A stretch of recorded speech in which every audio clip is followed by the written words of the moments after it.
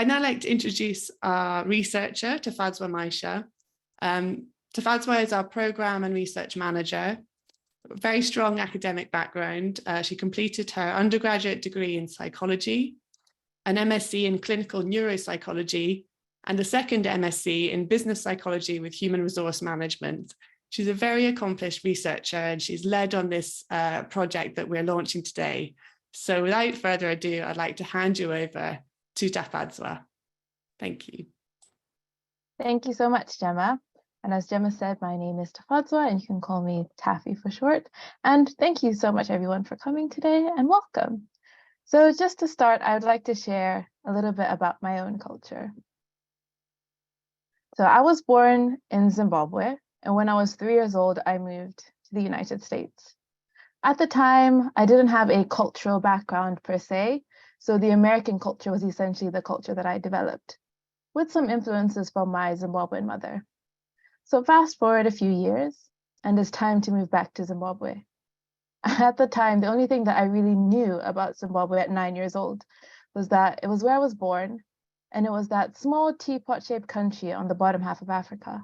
This was because during my time in the States, I never really moved back and went home for holidays. So I had a lot to learn when I got there. I didn't know how to speak the national language of my tribe, which was Shona, and there were other cultural nuances that I now had to be aware of. For example, the different hand gestures you use when greeting elders, and how you should never use your left hand when greeting someone older than you. In addition, I learned that essentially your elders are always right, even if you don't think that they are. So fast forward a few years, I do learn the language and become accustomed to the cultures. But again, it's time to move. And this time we moved to the warm heart of Africa, Malawi. I didn't know much about Malawi at the time, besides the fact that it wasn't too far from Zimbabwe, and they did speak a different language.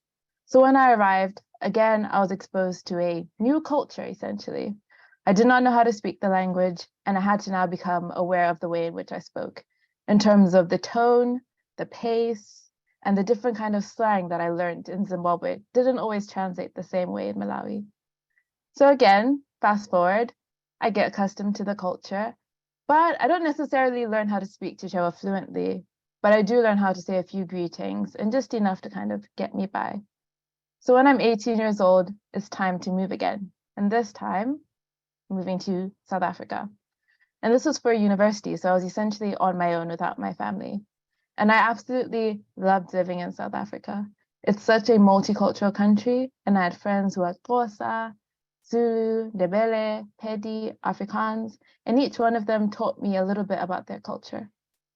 What was most interesting was not how our cultures were different, but how our cultures are similar. And I had an absolutely amazing time there. But then again, after a few years, it was time to move again, and this time to the United Kingdom, where I am today. So I've lived in the UK for about 4 years now. And during that time, I've lived in England, Wales, and Scotland. And I've realized that there's so much more I still need to learn. I'm pretty excited for the next stage of my journey. So for the next slide, I'd like to share how we at School for CEOs define cultural intelligence. We define cultural intelligence as an individual's ability, as an individual's internal beliefs shaped by their experiences and people. This can be in the form of who we interact with, or how we're raised, or where we live. Culture is so broad and can be influenced by so many different things. My culture may be different from my parents' or even my siblings' culture. So I have a quick exercise for everybody. I would like for you to share something about your own culture in the chat.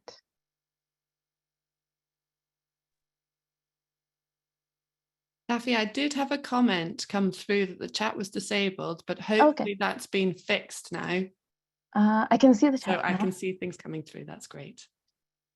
Awesome. Great. Thank you, Gemma.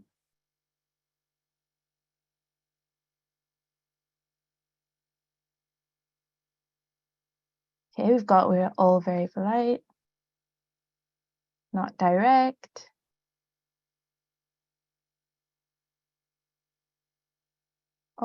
We've got some people saying self-deprecating. That's interesting. Oh, drink lots of tea. I can relate to that. Lots of talking about the weather. That's something I've learned living in the UK, actually. Oh, apologies.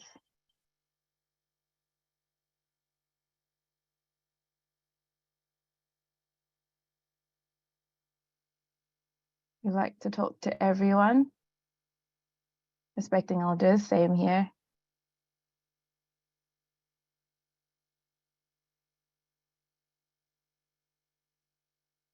Greater need for personal space. Sunday roast. Nice, nice one.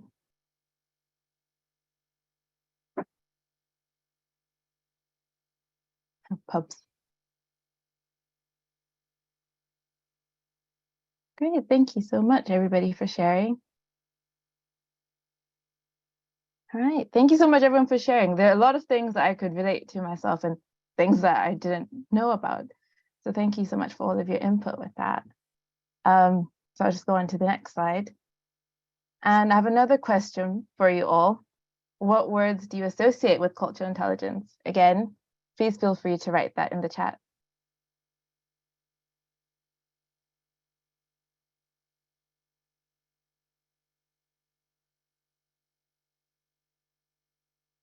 Awareness, empathy, respect,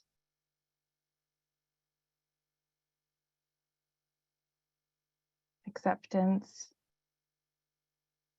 inclusion, appreciating difference, trust,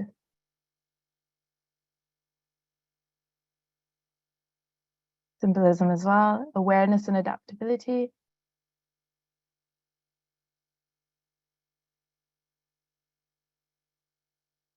understanding and respecting the differences between how I see the world and how others see it, curiosity as well, being taught the secrets. Fantastic. An awareness of of the impact you want to have, non-judgment. Thank you so much. Thank you so much, everyone, for your contributions to the chat. A lot of interesting words associated with cultural intelligence. I'm just going to move on to the next slide now. Thank you, everyone. So Irlin Ang defined cultural intelligence as being able to interact and connect with people from different cultural backgrounds. For example, colleagues from different regions may have different ways of living and working from your own. And being aware of these differences would be an example of using your cultural intelligence. They then went on to further divide cultural intelligence into 4 distinct factors. Motivational cultural intelligence, which is enjoying interacting with people from different cultural backgrounds and having the confidence to adapt. For example, one of the leaders that we spoke to took the time to interact with people whose cultures were different from them, and they sought opportunities to interact with different people. For example, having a drink or eating with them, not just on a professional level, but a social level as well. Next, we have metacognitive cultural intelligence, which is an openness to learning and being influenced by different cultures. This would be checking that your knowledge of a culture is correct and revising your assumptions.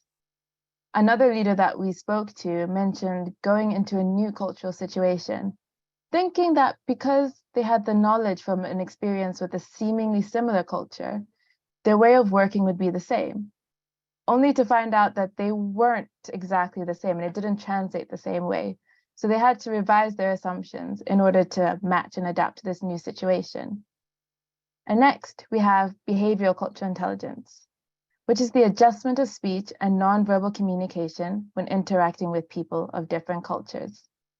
So this would be looking at my own kind of background. For example, when I moved to Malawi, I became a lot more aware of the tone and pace in which I spoke. So this would be an example of my behavioral cultural intelligence. And lastly, we have cognitive cultural intelligence, which is the knowledge of cultural norms and practices. For example, arts, crafts, religious practices, economic systems. So this would include being aware of Ramadan, Eid, and the way different cultures address each other. For example, in Japan, as a sign of respect, they refer to each other by their surnames, or use honorifics such as san.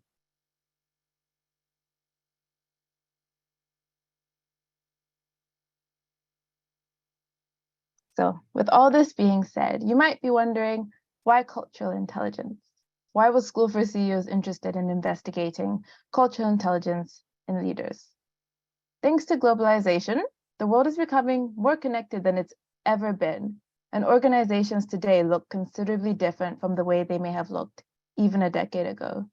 They now consist of individuals of different races, ethnicities, religions, social classes. And whilst it's not as rare as it used to be to have a diverse organization, sometimes it's easy to forget that people's perceptions and perspectives may be different from our own. So having that cultural intelligence can help build that cultural gap and create a greater sense of belonging within your teams. And as School for CEOs, we were interested in investigating cultural intelligence in leaders to ultimately help leaders get the best out of their teams and understand how they can drive a culture of inclusion through leadership behaviors.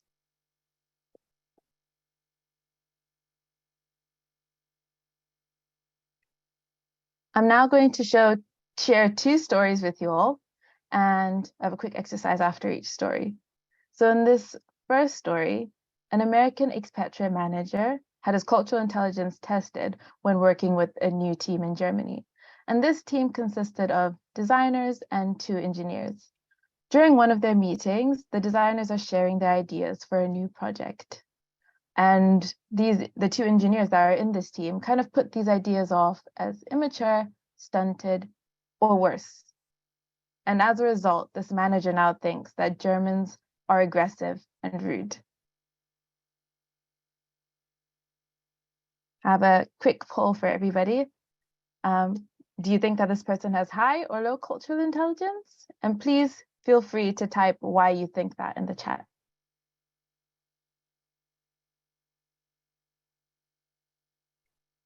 Thanks, Taffy. I'm just going to give a wee moment for those responses to come through. Thanks, Gemma.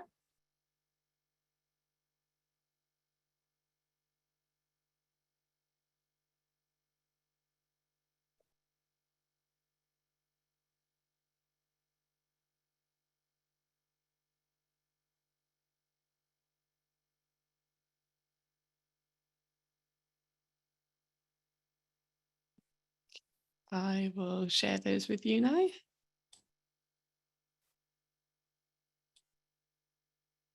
Awesome, fantastic. So the results are in, and 91% of of participants today think that this leader has low cultural intelligence. 9% think that, well, they're not too sure whether or not, and 0% think that this leader has high cultural intelligence. Thank you, Gemma. You can close the poll. I'm just gonna go through the chat now and look at if there are potential reasons why. Oh, so somebody wrote here that they did not appreciate that the German culture may be more direct or blunt. It's a really good, that's a really good insight. You don't know enough about the story to judge. Thank you for that. Awesome, thank you for those responses. Generalizing a whole culture by the actions of a few, yeah. Again, they made an assumption based on one experience. Okay, somebody else said that it wasn't necessarily the conclusion they came to, but the speed that they came to it. It's a really interesting observation. There seemed to be no reflection on the fact that it could be a cultural difference. Yeah, absolutely. Absolutely. Thank you. Thank you for sharing your reasons in the chat, everyone. Okay, so now I'm going to move on to the next story. So in the second story, a British manager at an international firm is working with a new team. And this team consists of colleagues of different nationalities, ethnicities, and backgrounds. But over time, they start to notice that one member of their team doesn't necessarily contribute towards team meetings. They tend to take on more of a listening perspective. But instead of assuming that this person is essentially unmotivated or just doesn't want to do their job, they decide to start a conversation with them. And through this conversation, they realize that this person comes from a culture where speaking up against seniors is seen as a sign of disrespect. Poll again for you all. Do you think that this person has high or low cultural intelligence? And again, please feel free to write why you think so in the chat.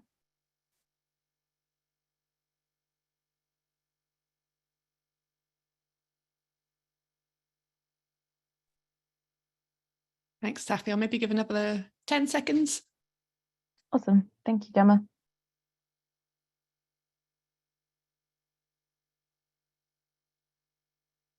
Okay, going to close that now.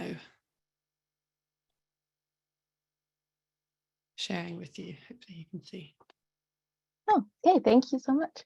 Okay, so the results are in again, and 70% of people today thought that this person has high cultural intelligence, 7% thought low cultural intelligence, and 23% weren't sure. Fantastic. Thank you. Gemma, you can close the poll now. All right. Thank you. So I was going to go through the chat again. Okay, so this person has taken the time to find out why the other person is responding in that way and hasn't jumped to conclusions. Somebody else wrote, they respected and valued difference. Next was, they noticed what was happening and chose to be inclusive and curious. Okay. See if any other responses come in.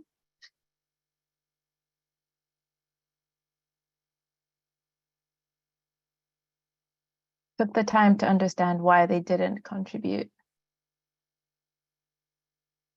Yeah, thank you everyone for your input. So here are the answers. And correct, the majority of you thought that the first person had low cultural intelligence, which was correct. And this was because essentially what somebody said was that they generalized and applied a trait to a whole population of people without getting to know more, that maybe this is the way that they work. And the second person, yes, correct, had higher cultural intelligence, because instead of just keeping quiet or letting the assumptions, just letting them assume that this person was unmotivated, they decided to actually have a conversation about them and get to know more about them instead of letting their assumptions take control. So thank you everyone for your contributions. So our aims were to understand how our leaders understood cultural nuance and were able to adapt their leadership style accordingly, and to uncover how cultural intelligence contributes to inclusive leadership. To do this, we asked ourselves the following questions. How do leaders apply cultural intelligence when navigating complex cultural differences? How might their own cultural beliefs and biases influence their perceptions of other cultures and how they behave? How can leaders further develop their cultural intelligence and be more inclusive?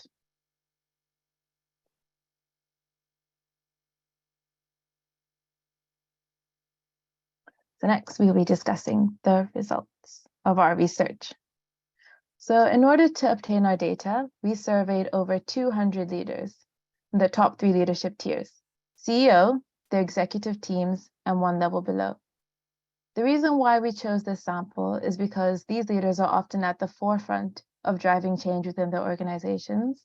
They also act as role models, and their roles may require them to interact with people of different cultures regularly. So to obtain our data, we gave them a quantitative survey, which was the Cultural Intelligence Scale by Van Dine and colleagues, in conjunction with the Self-Awareness Scale by Ashley and Ryder Pullman. We looked at self-awareness as a moderating factor.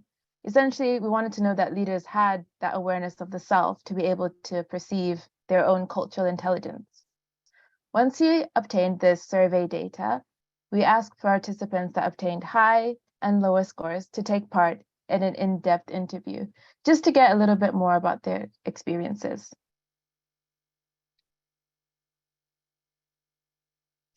The main result, 1 in 4 leaders has high cultural intelligence. We found that 24% of leaders in our sample have high cultural intelligence, which indicates that there's still room for developing cultural knowledge within our sample.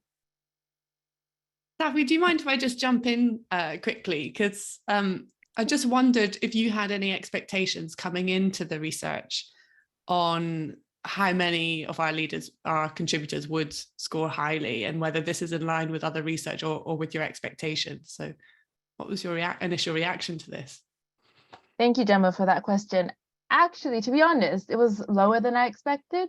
And this was because we surveyed and interviewed leaders from international organizations where their teams were based all over the world.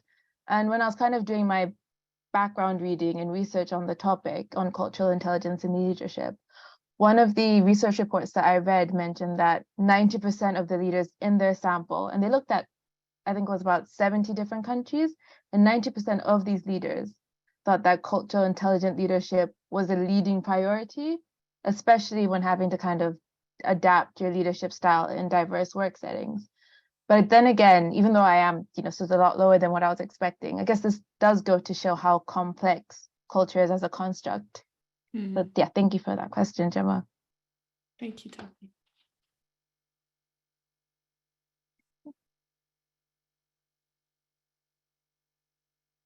So these two charts show our overall results. The first chart shows the cultural intelligence scores overall, and the second chart shows the cultural intelligence scores according to the different factors. So as you can see, a majority of leaders obtained moderate cultural intelligence scores. And when we looked at these cultural intelligence scores by the factors, we saw that leaders obtained the highest scores in motivational cultural intelligence. Essentially, this goes to show that leaders do enjoy interacting with people of different cultures and are confident in their abilities to adapt to new cultural situations. On the other hand, they obtained the lowest scores on cognitive cultural intelligence, which again goes to show how complex culture is as a construct. It's impossible to get 100% of the time.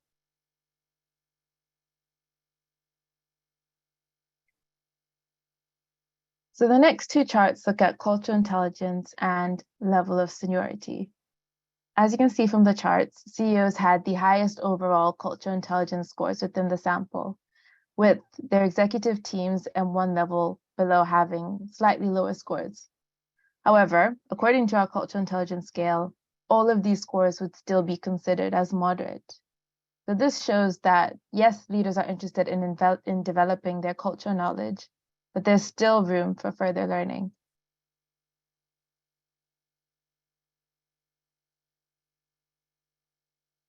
We also looked at the age and gender distribution of our sample, and when we compared age and gender with cultural intelligence, we found that these two factors did not strongly influence how leaders scored on cultural intelligence.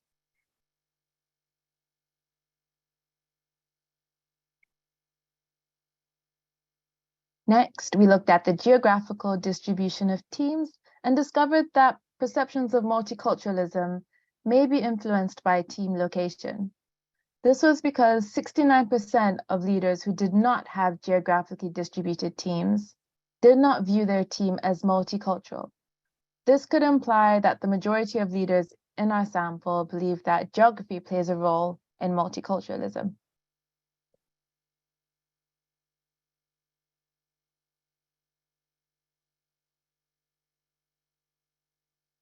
And we also investigated the link between cultural intelligence and self-awareness as shown in the data.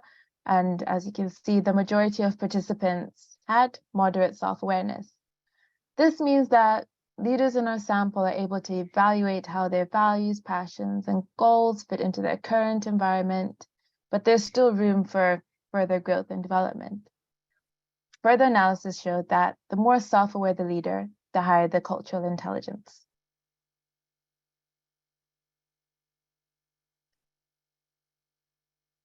So the next section, I'll be sharing some of the insights we got from our interviews.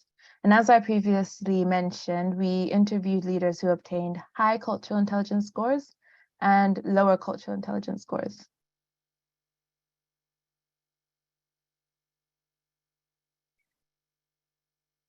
Just give everyone a moment to read the slides. So the first few slides are going to be discussing what leaders who obtained high cultural intelligence scores reflected on. So I'm just going to read out the heading and also the quote that's associated with it. So we've got high cultural intelligence, values and beliefs. My earliest memories are of trying to make sense of the different people and cultures I lived amongst. Migration marks people out as different, so you have to choose how to respond.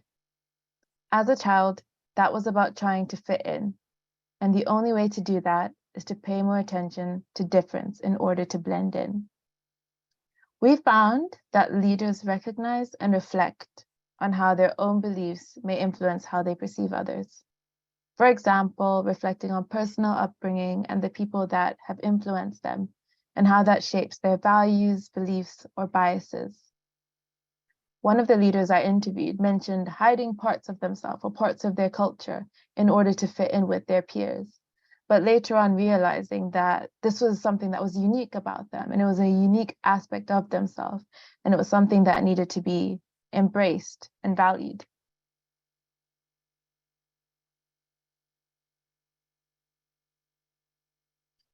Next, we have high cultural intelligence, self-awareness.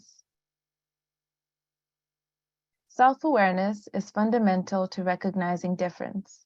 You must be willing to get it wrong, to get it right, and have the humility to learn from your mistakes. As we previously mentioned, self-awareness and cultural intelligence are linked. In our reverse mentoring programs, leaders often worry about saying the wrong thing. And having that confidence to admit when they've made a mistake, we've seen that when this happens and when they show that humility, the bond that this can create between mentors and mentees can be so strong.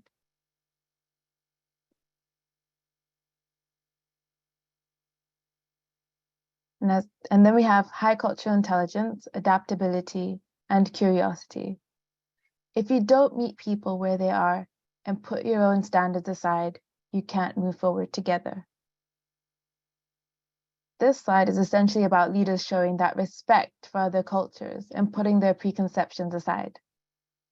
One of the leaders I interviewed mentioned going to a branch of their organization in South Africa and wondering why they weren't at the same level of progress that the UK was at, the UK branch was essentially. But they reflected on this and revised their assumptions in order to be able to move forward.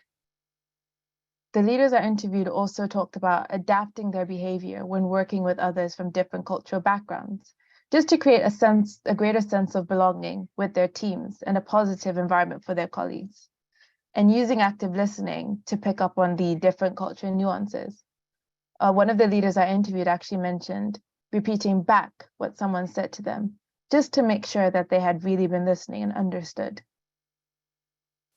These leaders are also aware of the differences that can arise within cultures.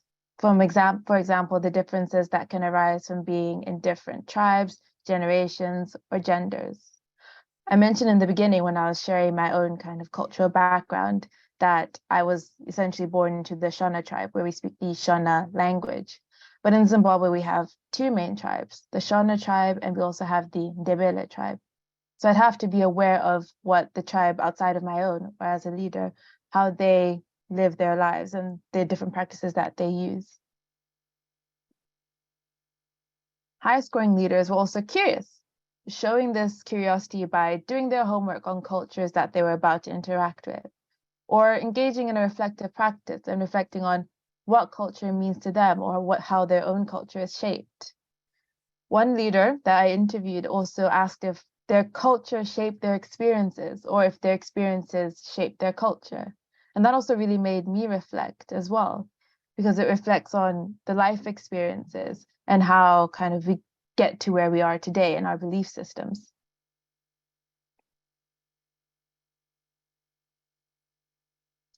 And as I previously mentioned, we also interviewed leaders who obtained lower cultural intelligence scores.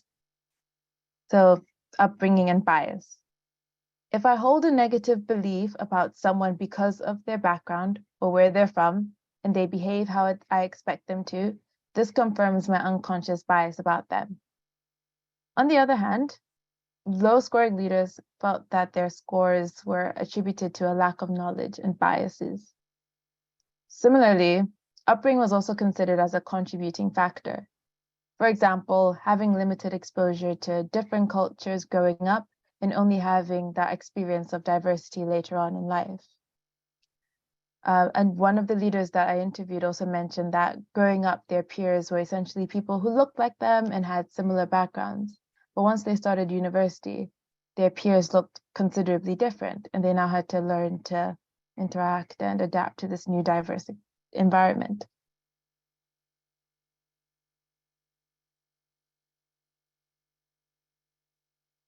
So the learnings. Next, I'll be discussing the learnings of our research.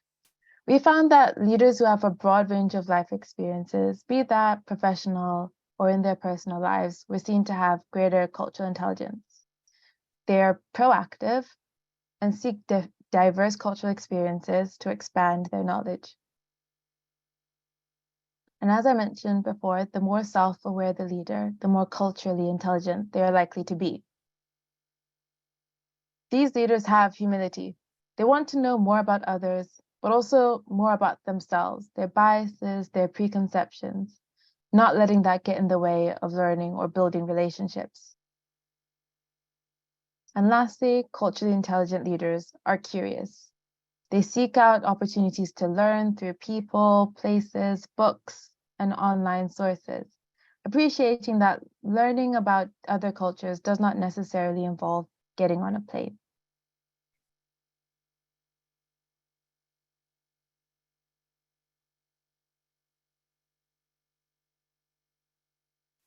So our advice to you as School for CEOs is based on our proprietary ABC model for inclusive leadership, where the A stands for accountability, the B for behaviors, and the C for curiosity.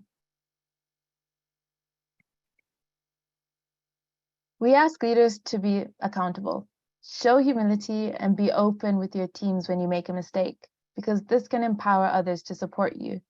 Asking for feedback is a sign of strength and not weakness. We also encourage you to be prepared to address microaggressions, whether they're intentional or unintentional, not letting them fall under the radar. Diversity should be celebrated, not tolerated. At the end of some of our programs, we've had leaders express that they feel more confident to detect and address bad behavior, as opposed to previously being a bystander or being afraid of being disliked for addressing issues that aren't necessarily nice or effective for the team.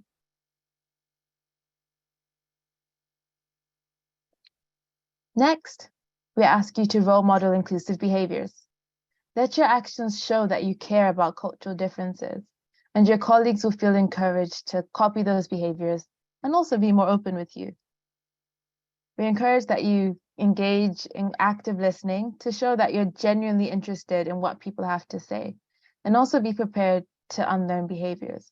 When people feel that they're being listened to, they're more likely to also open up to you as well.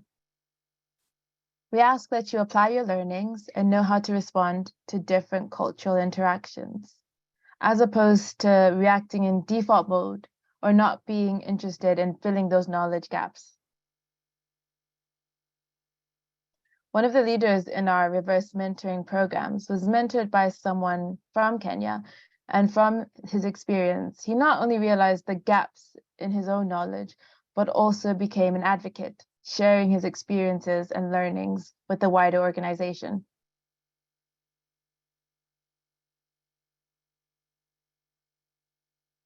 Lastly, we encourage you to be curious.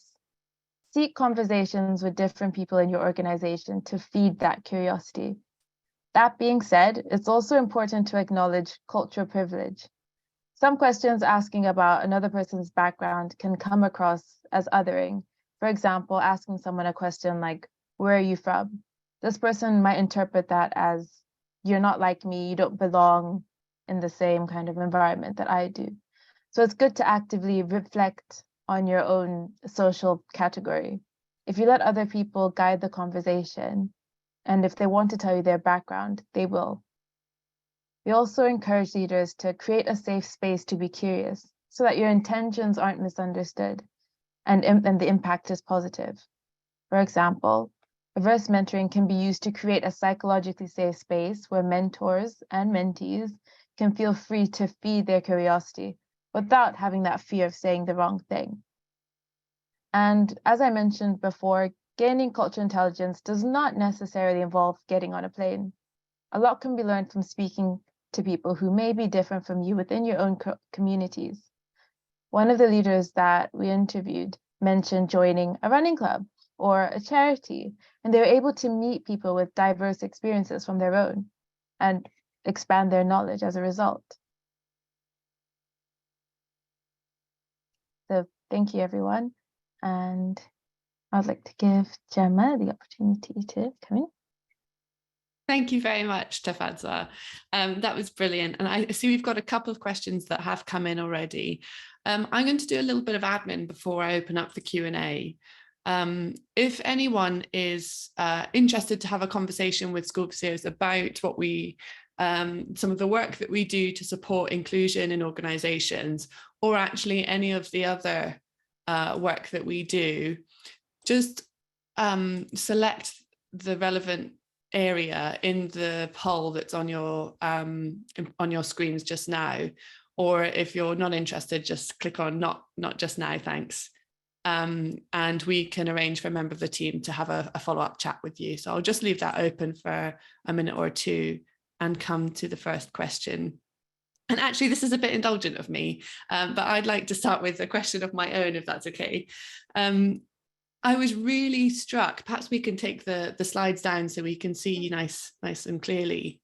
But I was really struck by one of the quotes you had on a participant who had high cultural intelligence, and they were talking about that fitting in and that blending in and almost hiding aspects of their identity and their culture.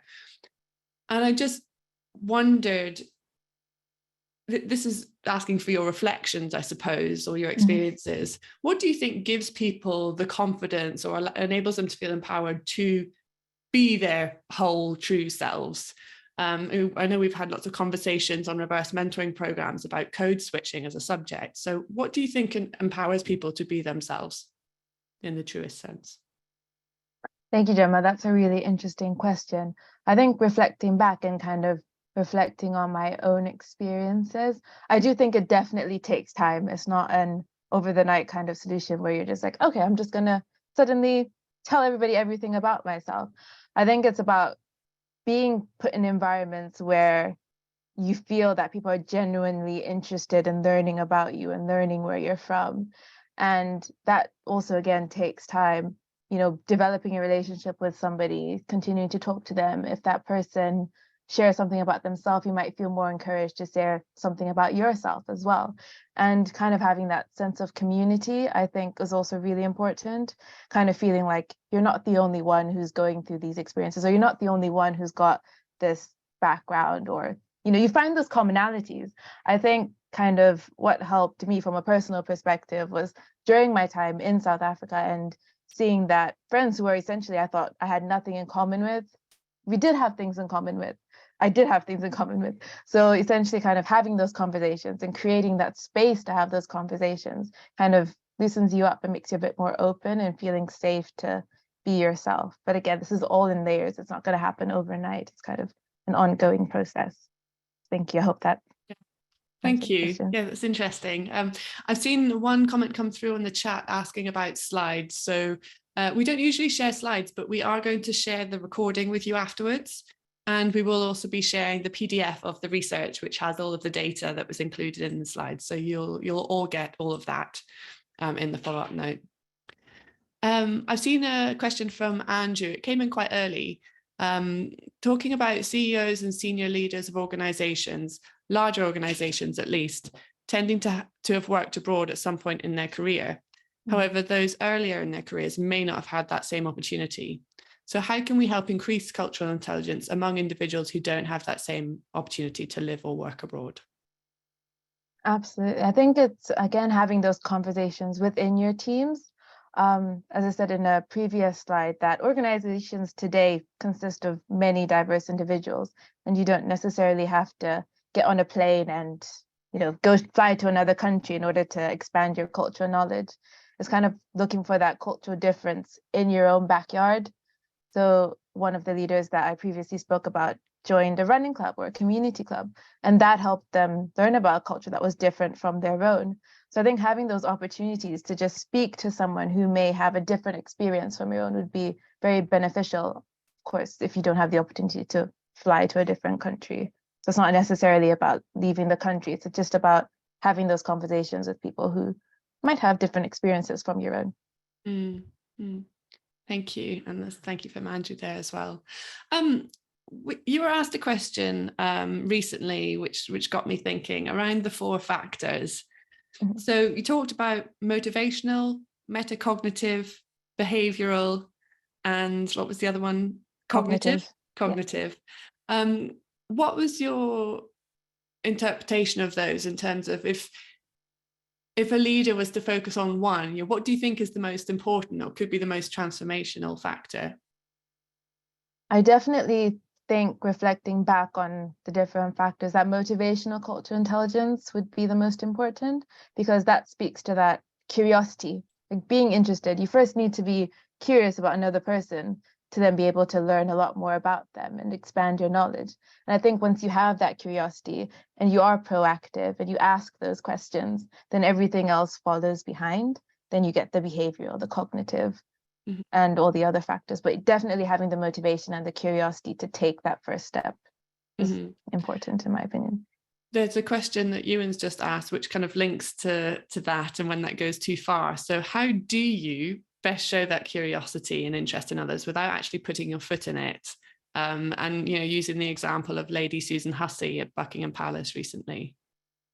That's a very interesting question and a very interesting example. I do think it's kind of about setting that psychologically safe space and being in an environment where you're free to make mistakes. So, for example, our reverse mentoring programs create that psychologically safe space, and we encourage participants to feel comfortable just saying, asking the questions that they might not necessarily have asked otherwise, and feeling comfortable to do so. But I think it's also about the nature of your relationship with someone, because essentially if this person knows nothing about you and you're just coming at them with a question that, it's kind of like, oh, who are you? Like, why are you asking me this question? So I do definitely think it's important to establish a relationship with someone and create a space where they feel safe to answer that question, but also where you feel safe to ask that question without those kinds of unexpected reactions or repercussions.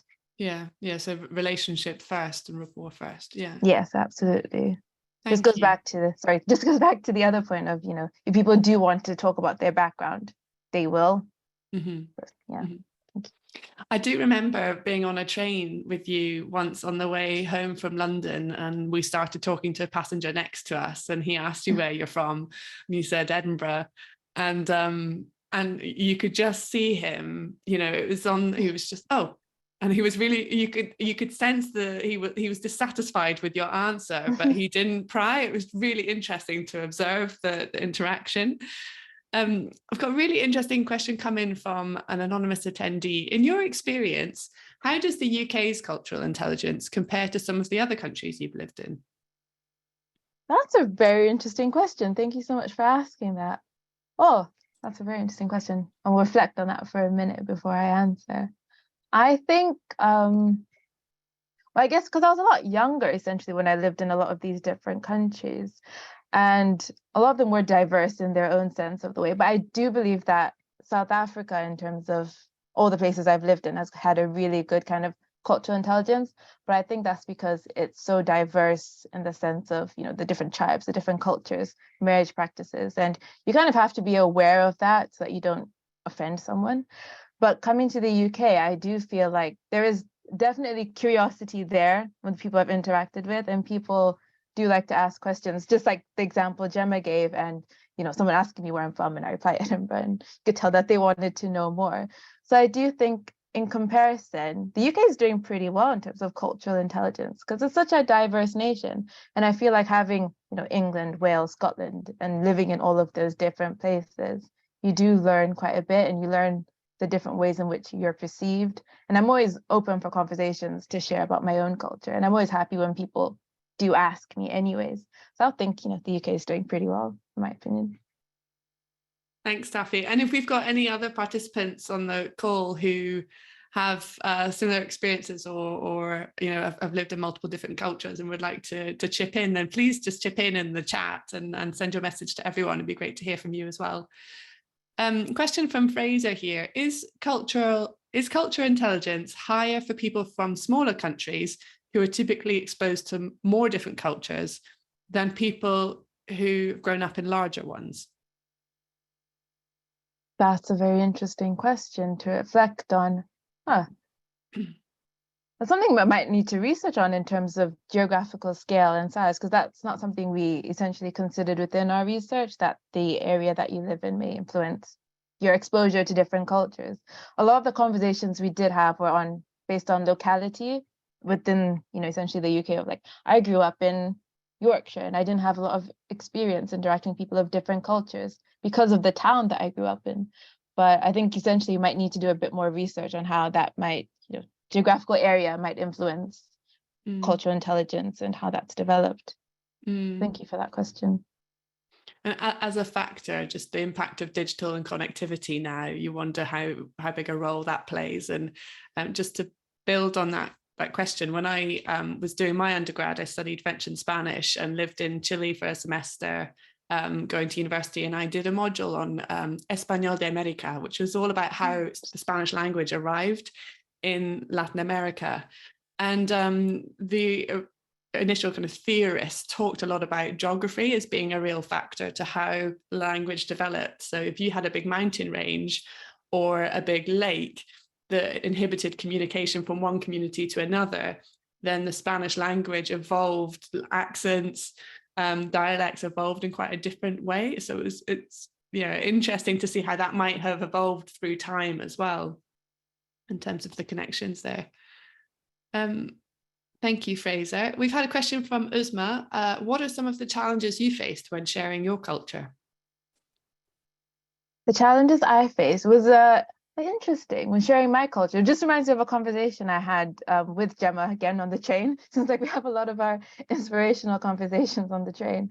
It was about a language, I guess, and sharing my own culture and using certain terms that were quite normal for me to refer to, to refer to people, and realizing that within the UK, it's not necessarily an accepted term. So that was quite an interesting cultural insight, because I would have probably continued to say this word casually or, just in natural settings, not realizing that I was inadvertently offending people. So I think having that conversation with Gemma is another example of, kind of learning, an example of when sharing my own culture hasn't had necessarily the greatest impact, but it was a psychologically and safe space. So I felt quite comfortable sharing that with her. And yeah, so that answers your question. So language and labeling. Yeah. Thank you. Thank you, Isma. And I think on the point of language, it's a challenge that many are struggling with, and it keeps coming up. And a lot of the organizations that we're working with, that fear of saying the wrong thing just makes it seemingly impossible for leaders to engage, because they're so worried about putting their foot in it, to use Ewan's comment from earlier. There's a question that's here about private versus state sector cultural intelligence. I'm not sure if we have any data in terms of business sector that we captured that you captured in the main data collection, Taffy. But did you get any insight into business sector and influences on cultural intelligence there? Unfortunately, we didn't get any insights into business sector specifically, but again, that would be a really interesting kind of sector to look at and investigate further in future. Thank you for kind of sparking interest in it. That's the joy of research. You go in to answer one question and you leave with another 10 new questions, don't you? Absolutely. Okay. Are there any further questions that are coming through? The thoughts?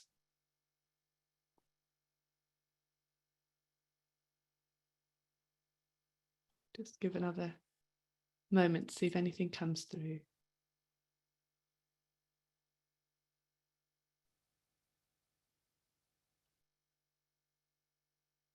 No? Okay. Well, I'd just like to say a massive thank you to Fazwa for your time and for sharing your insights with us. Thank you, everyone, for joining us live today. It's been great having you on the session today. As I said earlier, we'll be sharing a copy of our report with you. We'll also be sharing the recording with you. It's not private, so if you want to share it with others who you think would benefit from it, then please do. You're more than welcome to do that. And if you'd like to have another conversation about or ask more questions that pop into your head afterwards, then I'm sure, speaking on your behalf, Taffy, I'm sure you'd be happy to answer any additional questions that come through.